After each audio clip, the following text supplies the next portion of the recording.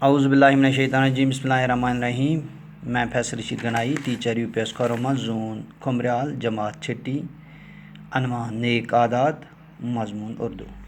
پیارے بچوں، آج کا ہمارا جو موضوع ہے وہ ہے نیک عادات۔ پیارے بچوں، آپ اچھی طرح کتاب کی طرف دھیان دیں۔ انسان کو اس کی عادتوں سے پہچانا جاتا ہے۔ انسان کی عمر جتنی زیادہ ہوتی ہے اتنی ہی اس کی عادتیں پختہ ہوتی ہیں۔ یعنی انسان جو ہے، ایک انسان وہ کس طرح پہچانا جاتا ہے، وہ اس کی عادتوں سے پہچانا جاتا ہے۔ یعنی جو اس کی خصلت ہے، یعنی جو اس کا طور طریقہ ہے، اٹھنا بیٹھنا ہے، اسی سے پہچانا جاتا ہے۔ جس طرح انسان کی عمر زیادہ ہوتی ہے، اسی طرح اس کے جو طور طریقہ ہیں، عادت ہے، وہ پختہ ہوتے ہیں۔ یعنی پختہ جو ہیں مضبوط ہوتے ہیں، پکا ہوتے ہیں اس کی عادتیں۔ آپ کی عمر عادتوں کے بنانے کی عمر ہے، یعنی جو عمر گزرتی ہیں وہ انہی کی عادتوں پر ہوتی ہیں۔ جس انسان کو جو بھی عادت ہیں وہ مرتے دم تک وہ پختہ بن جاتی ہیں۔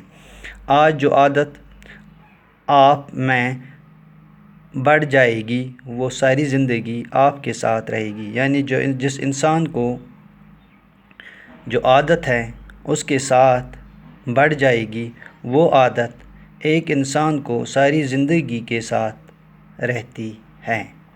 اچھی عادتوں سے فائدہ ہوتے ہیں اور بری عادتوں سے نقصان۔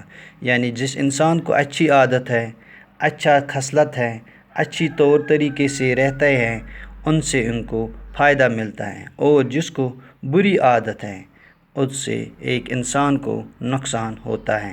یہ فائدے اور نقصانات صرف انسان تک محدود نہیں رہتے بلکہ اوروں پر بھی اس کا اثر پڑتا ہے۔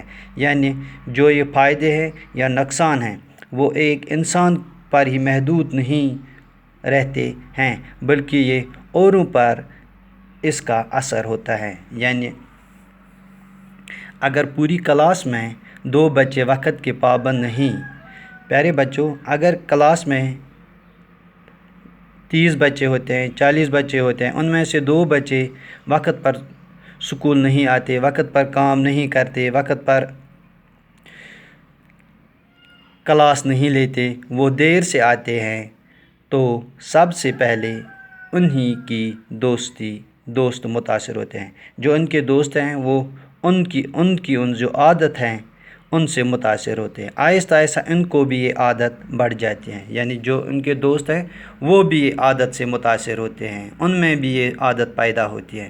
استاد پڑھانے کے لیے آتا ہے تو اس سے بھی ان کو غیر حاضر دیکھ کر تکلیف ہوتی ہے۔ یعنی جب استاد کلاس میں آئے گا تو وہ پڑھاتا ہے، جب وہ دیر سے آتے ہیں تو اس وقت وہ غیر حاضر ہوتے ہیں، تو ایک استاد کو بھی اس سے تکلیف ہوتی ہے۔ کس طرح؟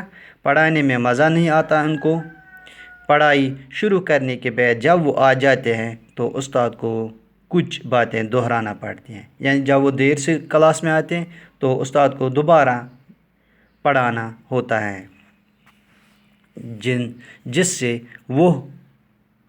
اور بچے کا بھی وقت ضائع ہوتا ہے۔